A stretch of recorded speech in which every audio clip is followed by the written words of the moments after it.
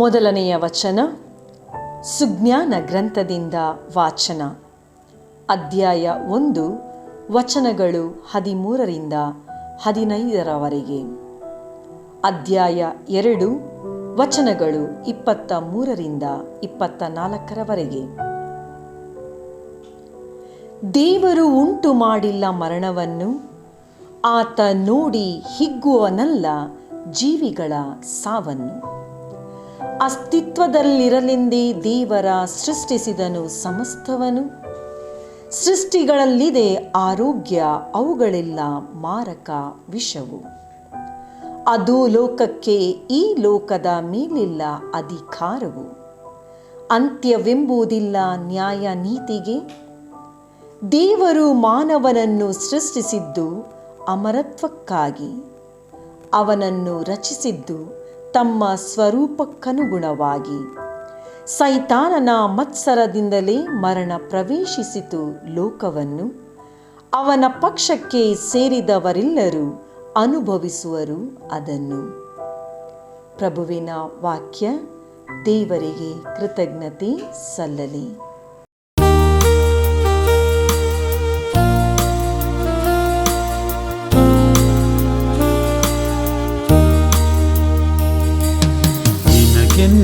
ವಂದನೆ ಪ್ರಭುವೇ, ನನ್ನನ್ನು ಉದ್ಧರಿಸಿಯೇ.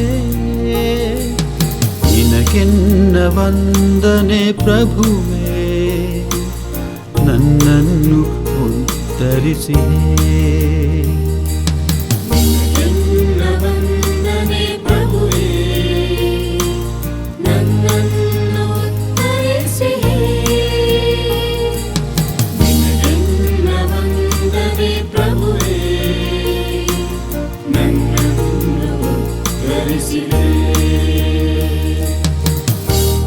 ನಿನಗೆನ್ನ ವಂದನೆ ಪ್ರಭುವೇ, ನನ್ನನ್ನು ಉದ್ಧರಿಸಿಯೇ.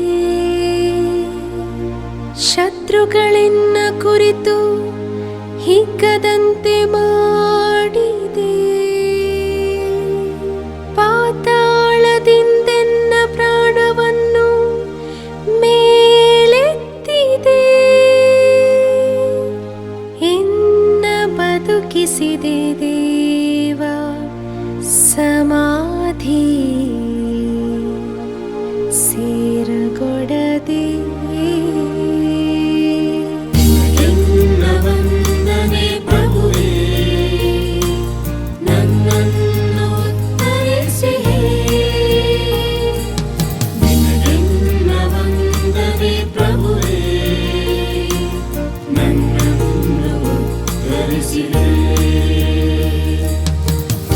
ಭಕ್ತರೇ ಸಂಕೀರ್ತಿಸಿರಿ ಪ್ರಭುವನು, ಮಾಡಿರಿ ಆತನ ನಾಮ ಸ್ಮರಣೆಯನು. ಆತನ ಕೋಪ ಕ್ಷಣ ಮಾತ್ರ, ഇരുಳು ಬರಲು ಇರಬಹುದು ಅಳಲು. ನಲಿವುಲಿವುದು ಹಗಲು ಹರಿಯಲು. ವಂದನೆ ಪ್ರಭುವೇ, ನನ್ನನ್ನು ಉದ್ಧರಿಸಿಯೇ.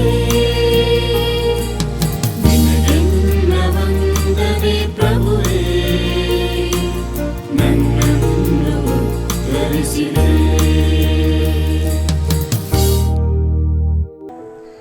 ಎರಡನೆಯ ವಾಚನ. ಪೌಲನು ಕೊರಿಂಥರಿಗೆ ಬರೆದ ಎರಡನೆಯ ಪತ್ರದಿಂದ ವಾಚನ. ಅಧ್ಯಾಯ 8 ವಚನಗಳು 7ರಿಂದ 9 ಹಾಗೂ 13ರಿಂದ 15.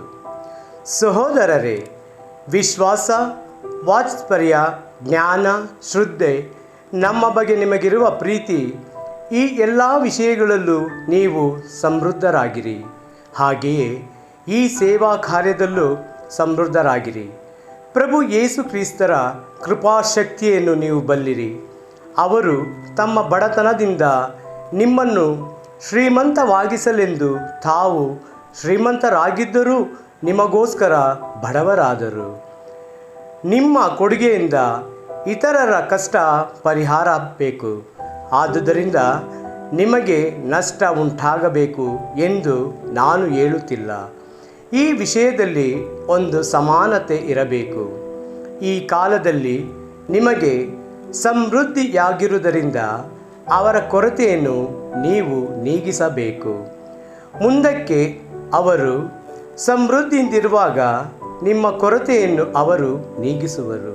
ಹೀಗೆ ನಿಮ್ಮಲ್ಲಿ ಸಮಾನತೆ ಉಂಟಾಗುವುದು. ಅತಿಯಾಗಿ ಶೇಖರಿಸಿದವನಿಗೆ ಅಧಿಕವಾಗಲಿಲ್ಲ, ಮಿತಿಯಾಗಿ ಶೇಖರಿಸಿದವನಿಗೆ ಕೊರತೆಯಾಗಲಿಲ್ಲ ಎಂದು ಪವಿತ್ರ ಗ್ರಂಥದಲ್ಲಿ ಬರೆದಿದೆ. ಪ್ರಭುವಿನ ವಾಕ್ಯ. ದೇವರಿಗೆ ಕೃತಜ್ಞತೆ ಸಲ್ಲಲಿ. ಘೋಷಣೆ: ಹಲ್ಲೆಲೂಯಾ, ಹಲ್ಲೆಲೂಯಾ, ಹಲ್ಲೆಲೂಯಾ, ಹಲ್ಲೆಲೂಯಾ. ನಾನಾದರೂ ಪಿತನಿಂದ ಕೇಳಿಸಿಕೊಂಡದ್ದನ್ನೆಲ್ಲ ನಿಮಗೆ ತಿಳಿಸಿದ್ದೇನೆ. ಈ ಕಾರಣ ನಿಮ್ಮನ್ನು ಗೆಳೆಯರೆಂದು ಕರೆದಿದ್ದೇನೆ. Hallelujah, hallelujah, hallelujah, hallelujah, hallelujah. ಸಂತ ಮಾರ್ಕರು ಬರೆದ ಪವಿತ್ರ ಶುಭ ಸಂದೇಶದಿಂದ ವಾಚನ.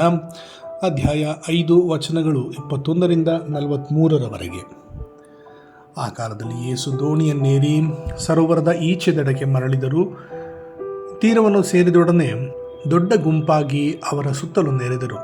ಪ್ರಾರ್ಥನಾ ಮಂದಿರದ ಅಧಿಕಾರಿಯೊಬ್ಬನು ಅಲ್ಲಿಗೆ ಬಂದನು. ಅವನ ಹೆಸರು ಯಾಯೀರ. ಅವನು ಯೇಸುವನ್ನು ನೋಡಿದೊಡನೆ ಅವರ ಪಾದಕ್ಕೆರಗಿ, ನನ್ನ ಪುಟ್ಟ ಮಗಳು ಮರಣಾವಸ್ಥೆಯಲ್ಲಿದ್ದಾಳೆ, ತಾವು ಬಂದು ತಮ್ಮ ಹಸ್ತವನ್ನು ಅವಳ ಮೇಲಿಟ್ಟು ಅವಳು ಗುಣ ಹೊಂದಿ ಬದುಕುವಂತೆ ಅನುಗ್ರಹಿಸಬೇಕು ಎಂದು ಬಹಳವಾಗಿ ವಿನಂತಿಸಿದನು. ಯೇಸು ಅವನ ಜೊತೆಯಲ್ಲಿ ಹೊರಟರು. ದೊಡ್ಡ ಜನಸ್ತೋಮವು ಯೇಸುವನ್ನು ಮುತ್ತಿಕೊಂಡು ಅವರ ಜೊತೆಯಲ್ಲೇ ಹೊರಟಿತು. 12 ವರ್ಷಗಳಿಂದಲೂ ರಕ್ತಸ್ರಾವ ರೋಗದಿಂದ ಬಳಲುತ್ತಿದ್ದ ಮಹಿಳೆಯೊಬ್ಬಳು ಆ ಗುಂಪಿನಲ್ಲಿದ್ದಳು. ಅನೇಕ ವೈದ್ಯರಿಂದ ಚಿಕಿತ್ಸೆ ಪಡೆದಿದ್ದರೂ ಕೈಯಲ್ಲಿದ್ದ ಹಣವನ್ನೆಲ್ಲ ವ್ಯಯ ಮಾಡಿದ್ದರೂ ಅವಳ ರೋಗ ಮಾತ್ರ ಉಲ್ಬಣ ಆಗುತ್ತಿತ್ತೇ ಹೊರತು ಸ್ವಲ್ಪವೂ ಗುಣಮುಖ ಆಗುತ್ತಿರಲಿಲ್ಲ. ಯೇಸುವಿನ ವಿಷಯವಾಗಿ ಜನರು ಹೇಳುತ್ತಿದ್ದುದನ್ನು ಆಕೆ ಕೇಳಿ ಜನರ ಗುಂಪಿನಲ್ಲಿ ಸೇರಿ ಯೇಸುವನ್ನು ಹಿಂಬಾಲಿಸಿದಳು. ನಾನು ಅವರ ಉಡುಪನ್ನು ಮುಟ್ಟಿದರೂ ಸಾಕು, ಗುಣ ಹೊಂದುವೆನು ಎಂದುಕೊಂಡು ಯೇಸುವಿನ ಉಡುಪನ್ನು ಮುಟ್ಟಿದಳು. ಅದನ್ನು ಮುಟ್ಟಿದ ಕ್ಷಣ ಅವಳ ರಕ್ತಸ್ರಾವ ನಿಂತು ಹೋಯಿತು. ಕಾಡುತ್ತಿದ್ದ ವ್ಯಾಧಿಯಿಂದ ತಾನು ಗುಣ ಹೊಂದಿದ್ದೇನೆಂದು ಆಕೆಗೆ ಅರಿವಾಯಿತು. ಇತ್ತ ಯೇಸು ರೋಗವನ್ನು ಗುಣಪಡಿಸುವ ಶಕ್ತಿ ತಮ್ಮಿಂದ ಹೊರಹೊಮ್ಮಿದ್ದನ್ನು ತಕ್ಷಣ ತಿಳಿದು ಸುತ್ತಲಿದ್ದ ಜನರತ್ತ ತಮ್ಮ ದೃಷ್ಟಿಯನ್ನು ಹರಿಸಿ, ನನ್ನ ಉಡುಪನ್ನು ಮುಟ್ಟಿದವರಾರು ಎಂದು ಪ್ರಶ್ನಿಸಿದರು. ಅದಕ್ಕೆ ಶಿಷ್ಯರು, ತಮ್ಮ ಸುತ್ತಲೂ ಜನರು ಮುತ್ತಿಕೊಂಡಿರುವುದು ತಮಗೆ ತಿಳಿದೇ ಇದೆ, ಆದರೂ ನನ್ನನ್ನು ಮುಟ್ಟಿದವರು ಯಾರು ಎಂದು ಕೇಳುತ್ತೀರಲ್ಲ ಎಂದರು. ಆದರೆ ಯೇಸು ತಮ್ಮನ್ನು ಮುಟ್ಟಿದವರು ಯಾರೆಂದು ಗುರುತಿಸಲು ಸುತ್ತಲೂ ನೋಡುತ್ತಿದ್ದರು. ತನ್ನಲ್ಲಿ ಸಂಭವಿಸಿದ್ದನ್ನು ಅರಿತಿದ್ದ ಆ ಮಹಿಳೆ ಭಯದಿಂದ ನಡುಗುತ್ತಾ ಮುಂದೆ ಬಂದು ಯೇಸುವಿನ ಪಾದಕ್ಕೆ ಎರಗಿ ಅವರಿಗೆ ನಡೆದ ಸಂಗತಿಯನ್ನು ತಿಳಿಸಿದಳು.